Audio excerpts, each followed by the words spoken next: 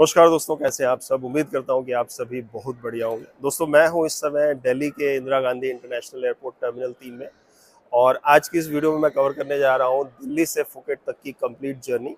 इस वीडियो में दोस्तों मैं दूंगा आप लोगों को वो सारी डिटेल्स थाईलैंड ट्रैवल से रिलेटेड, जैसे कि वीज़ा की ज़रूरत पड़ेगी कि नहीं आप लोगों को, कितना कैश आपको ले जाना चाहिए थाई बाट में, और इमिग्रेशन वगैरह में जो है किस तरीके के सवाल पूछते हैं, कैसे आपको क्लियर करना है।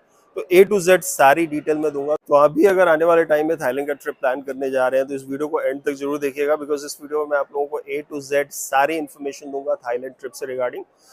तो बेसिकली ये वीडियो आप लोगों को हेल्प करेगी आपका ट्रिप प्लान करने में। चलिए इस वीडियो को शुरू करते हैं। तो दोस्तों, सबसे पहले जान लेते हैं कि आपको किन किन चीज़ों की रिक्वायरमेंट होगी थाईलैंड ट्रैवल ट्रिप प्लान करने के लिए। सबसे पहली चीज़ जो चाहिए होगी वो होगा आपका पासपोर्ट। एक चीज़ आपको ध्यान रखना है कि आपका पासपोर्ट कम से कम 6 मंथ्स तक वैलिड हो। किस डेट से उस डेट से, जिस डेट पे आप थाईलैंड से वापस इंडिया आ रहे हैं उस डेट से कम 6 महीने तक आपका पासपोर्ट वैलिड होना चाहिए। दूसरी इंपॉर्टेंट चीज़ मैं आप लोगों को बता दूं कि थाईलैंड विजिट करने के लिए कोई भी वीज़ा जो है आपको पहले अप्लाई नहीं करना पड़ता। इनफैक्ट अभी 10 मई तक जो है थाईलैंड विजिट जो है वीज़ा फ्री है, विच मीन्स आपको वीज़ा के लिए कोई चार्जेस भी आपको थाईलैंड जाके भी पे नहीं करने पड़ते। पहले बेसिकली 2000 भाट पे करना पड़ता था, बट अगर आप 10 मई तक थाईलैंड विजिट करते हैं तो आप लोगों को 30 दिन का जो है वीज़ा फ्री मिलेगा। आप लोगों को कोई चार्जेस पे नहीं करने पड़ेंगे। और एक और चीज़, पहले जो है फोटोग्राफ की ज़रूरत होती थी, साथ में फॉर्म जो है फिलअप करना पड़ता था। अभी जो है फिलहाल 10 मई तक जब तक वीज़ा फ्री है तब तक आपको कोई फॉर्म फिल करने की ज़रूरत नहीं है, किसी फोटोग्राफ की ज़रूरत नहीं है। बेसिकली जो है आपको अपना पासपोर्ट लेना है, एक टिकट बुक करनी है थाईलैंड के लिए, और जो है अपना ट्रैवल स्टार्ट कर सकते हैं। और हाँ, एक और चीज़ ज़रूरी है कि आपका होटल, जितने भी दिन के लिए आप स्टे करेंगे थाईलैंड में, आपकी होटल की बुकिंग भी मैंडेटरी है। स्पेशली इमिग्रेशन के टाइम पे वो ज़रूरत होती है।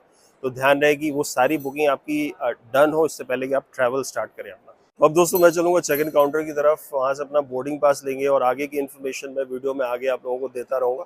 तो इस वीडियो को जो है बिना स्किप किए हुए एंड तक देखिएगा, ताकि अभी कोई इंपॉर्टेंट डिटेल मिस न कर जाए।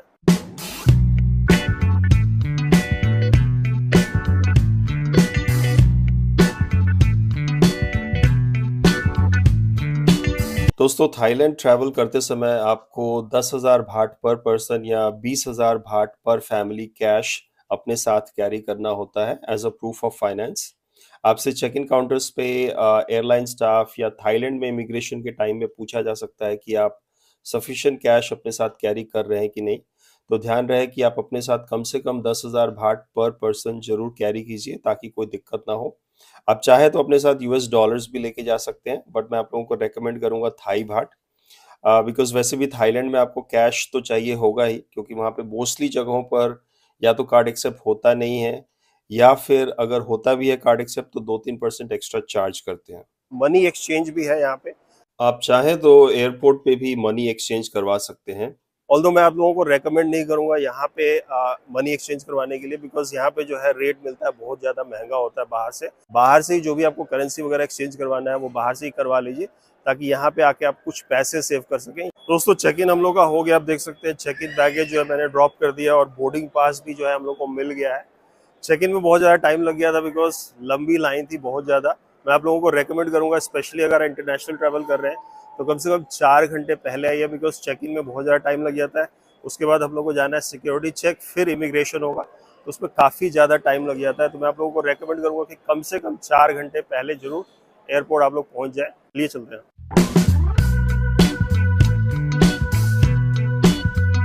तो दोस्तों, इमिग्रेशन और सिक्योरिटी चेक भी हमारा हो गया है। टोटल करीब 45 मिनट का टाइम लगा। इमिग्रेशन में तो ज़्यादा टाइम नहीं लगा, 10-15 मिनट में इमिग्रेशन हो गया था, बट सिक्योरिटी चेक में थोड़ा सा ज़्यादा टाइम लग गया था, करीब आधा घंटा के आसपास टाइम लग गया था।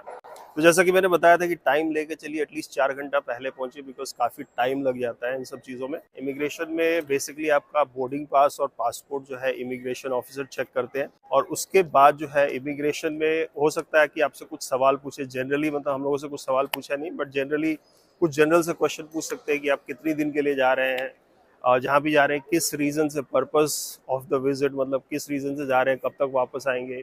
हो सकता है आपसे मतलब रिटर्न एयर टिकट्स की कॉपी या फिर होटल के वाउचर्स भी आपसे मांगे, बट जनरली मतलब इतना कुछ होता नहीं है। बट जस्ट इन केस ये जानना जरूरी है कि हो सकता है आपको, आप अगर जब इमिग्रेशन में जाए हो सकता है कि कुछ सवाल आपसे इमिग्रेशन ऑफिसर पूछे, बट उससे घबराने की जरूरत नहीं है, उसमें कोई दिक्कत होती नहीं है। तो सिक्योरिटी चेक के बाद दोस्तों आप पहुंचते हैं। आप देख सकते हैं ये जो एरिया है अभी जो हम लोग जाएंगे यहाँ से, ये है ड्यूटी फ्री वाला एरिया। अगर आपके फ्लाइट के बोर्डिंग में अभी भी टाइम बचा हुआ है तो आप चाहे तो यहाँ पे शॉपिंग कर सकते हैं। ड्यूटी फ्री से लिकर वगैरह जो है आप अपने लिए लेके जा सकते हैं। लिकर्स के अलावा और भी बहुत सारी चीज़ें आपको यहाँ मिलेंगी, कॉस्मेटिक्स, चॉकलेट्स वगैरह, ऑलमोस्ट हर चीज़ आपको यहाँ पे शॉपिंग के लिए मिल जाएगी। तो अगर आपके पास टाइम बचा हुआ है थोड़ा बहुत, तो आप चाहे तो यहाँ पे शॉपिंग कर सकते हैं। अब इसके बाद दोस्तों हम लोग चलेंगे लाउंज में सीधे, और आगे की डिटेल मैं आप लोगों को देता हूँ।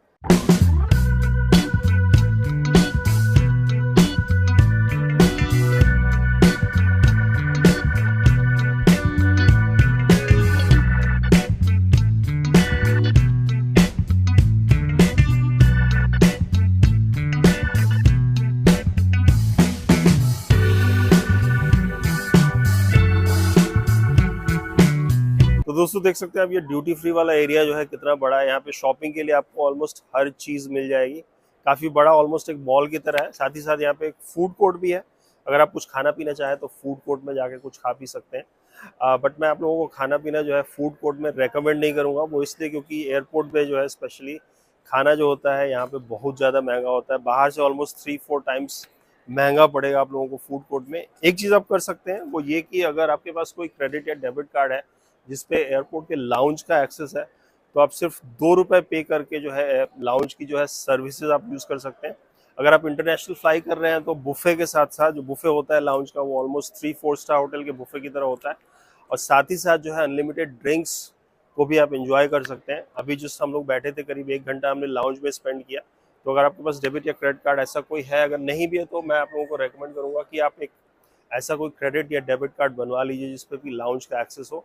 जब भी आप इंटरनेशनल ट्रैवल करें तो लाउंज की जो सर्विसेज है उसका जरूर आनंद उठाइए। You will not be disappointed. अब चलते हैं बोर्डिंग गेट पे और आगे की इन्फॉर्मेशन आप लोगों को आगे देंगे।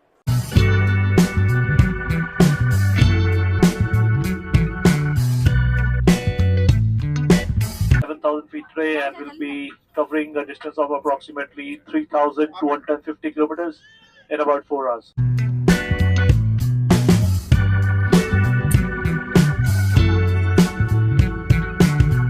दोस्तों रात के करीब 1:45 बज चुके हैं। फ्लाइट जो हम लोग की टेक ऑफ कर चुकी है, ऑलमोस्ट आधा घंटा हो गया है टेक ऑफ किए हुए।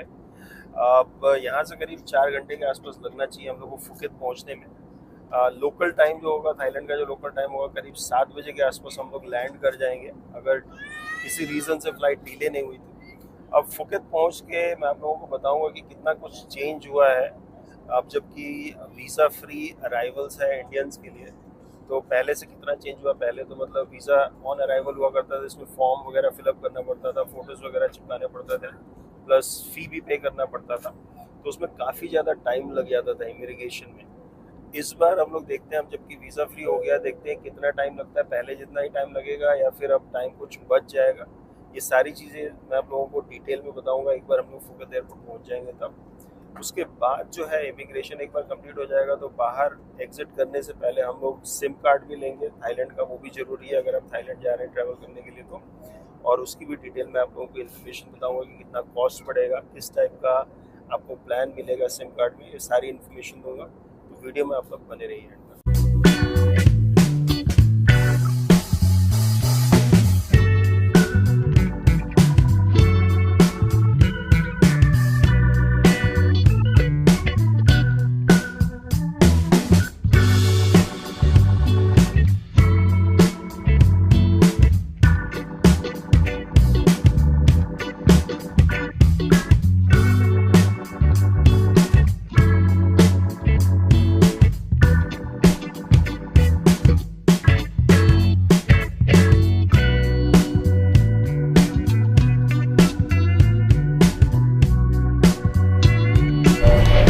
दोस्तों फुकेत के करीब 7 बज चुके हैं और फ्लाइट्स हम लोग के लैंड कर चुकी है। इनफैक्ट फ्लाइट से हम लोग बाहर भी निकल गए। इसके बाद जो पहला स्टेप हम लोग का होगा वो होगा इमिग्रेशन का। आगे चल के देखते हैं कि क्या कुछ है, जो भी होता है आप लोगों को डिटेल में बताएंगे।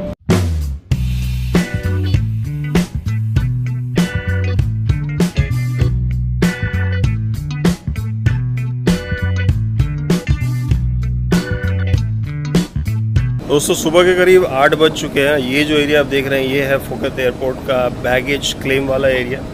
यहीं से जो है आप सिम कार्ड वगैरह, मनी एक्सचेंज करवाना चाहें, करेंसी एक्सचेंज वगैरह करवाना चाहें तो आप करवा सकते हैं। तो बेसिकली फ़्लाइट जो है दोस्तों हम लोग की पहुँच गई थी आधा घंटा पहले ही। 7 बजे लोकल टाइम जो था वो टाइम था अराइवल का, लेकिन करीब 6:30 बजे के आसपास जो है हमारी फ़्लाइट लैंड कर गई थी। और उसके बाद जो है इमिग्रेशन में जैसा कि मैंने बताया था कि कोई भी फॉर्म वगैरह फिलअप करने की ज़रूरत नहीं है पहले की तरह, और ना ही आपको फ़ोटोग्राफ चाहिए। इमिग्रेशन में बेसिकली हुआ है कि हम लोग अपना पासपोर्ट दिखाना पड़ा और बोर्डिंग पास दिखाना पड़ा, और साथ में जो है हमारा फिंगरप्रिंट जो है फिंगरप्रिंट स्कैन किया, और फिर उसके बाद जो है हमें एंट्री मिल गई। तो बिल्कुल भी हैसल फ्री था। पहले जितना टाइम लग जाता था फॉर्म फिलअप करने में, बहुत ज़्यादा रश हो जाता था, इस बार जो है बहुत ही स्मूथ प्रोसेस था। तो मैं बताऊंगा कि मतलब जितना टाइम जनरली लगता था उसका मुझे लगता है कि 10% मुझे टाइम लगा होगा हम लोगों को इमिग्रेशन क्लियर करने में। अब इसके बाद जो है इमिग्रेशन क्लियर करने के बाद हमने यहाँ पे बैगेज क्लेम में अपना जो है चेक इन बैगेज कलेक्ट कर लिया, और उसके बाद यहीं से हमने सिम लिया है। यहाँ पे एयरपोर्ट पे ही आप चाहे तो अपने लिए जो है सिम कार्ड जो है ले जा सकते हैं। अब सिम कार्ड जो है अलग अलग 2-3 यहाँ पे सर्विस प्रोवाइडर है, बट मैंने जो लिया था सिम कार्ड लिया है वो है डीटैक वालों का। और डीटैक का इसलिए लिया क्योंकि मैंने जब पहले भी थाईलैंड में आया हूँ 1-2 बार, तब भी मैंने डीटैक की सर्विसेज यूज़ की है। तो उनकी सर्विसेज जो है, उनका नेटवर्क वगैरह जो है काफ़ी बढ़िया रहता है। बैंकॉक, पटाया में भी हमने यूज़ किया उनकी सर्विस, काफ़ी बढ़िया रहता है। तो इसीलिए मैंने डीटैक से ही लिया। हमने जो लिया है, हमें यहाँ पे करीब 5 नाइट स्टे करना है, तो मैंने एक्चुअली लिया है सिम कार्ड 400 थाई बाट का, जिसमें जो है मुझे अनलिमिटेड 5G इंटरनेट मिलेगा और साथ में अनलिमिटेड कॉलिंग भी है 8 दिनों के लिए। तो 5 दिन ही रहना है, बट ऑप्शन जो दूसरा था वो 3 दिन का था, जो हमारे लिए नहीं था। तो आप भी अगर थाईलैंड आते हैं, फुकेत आते हैं स्पेशली, या फिर बैंकॉक भी जाते हैं, कहीं भी किसी भी एयरपोर्ट पे आते हैं थाईलैंड में, तो मैं आप लोगों को रेकमेंड करूँगा डीटैक। अदरवाइज़ दूसरे सर्विस प्रोवाइडर भी हैं और प्राइसेस जो है ऑलमोस्ट सिमिलर ही हैं। डीटैक इसलिए लिया अगेन मैंने क्योंकि मैंने पहले इनकी सिम कार्ड्स यूज़ किए हुए हैं। जब भी मैं पहले थाईलैंड आया था तो उनकी सर्विसेज जो है काफ़ी अच्छी थी, इसलिए मैंने लिया। दोस्तों उम्मीद करता हूँ इस वीडियो से वैल्यू मिली होगी। अगर वीडियो अच्छी लगी हो तो प्लीज़ वीडियो को एक लाइक ज़रूर दीजिएगा। इस टॉपिक से रिलेटेड कोई भी सवाल हो, थाईलैंड के ट्रैवल से रिलेटेड कोई भी सवाल हो, तो मुझे बेझिझक कमेंट सेक्शन में जाकर सवाल पूछेंगे। मैं आप लोगों को इंस्टेंटली रिप्लाई करने की कोशिश करूँगा। थाईलैंड में जैसा कि मैंने बोला कि हम लोग का 5 नाइट स्टे करने का प्लान है। फुकेत में ही स्टे करेंगे, किसी और सिटी को विज़िट नहीं करेंगे। विच मीन्स आने वाले टाइम में फुकेत की काफ़ी सारी इन्फॉर्मेटिव और एक्साइटिंग वीडियोस लेकर आऊँगा। तो चैनल अभी तक आपने मेरा सब्सक्राइब नहीं किया तो चैनल को प्लीज़ सब्सक्राइब कर लीजिए। तो मिलता हूँ दोस्तों आप लोगों से बहुत ही जल्दी थाईलैंड की एक नई वीडियो के साथ। तब तक के लिए जय हिंद।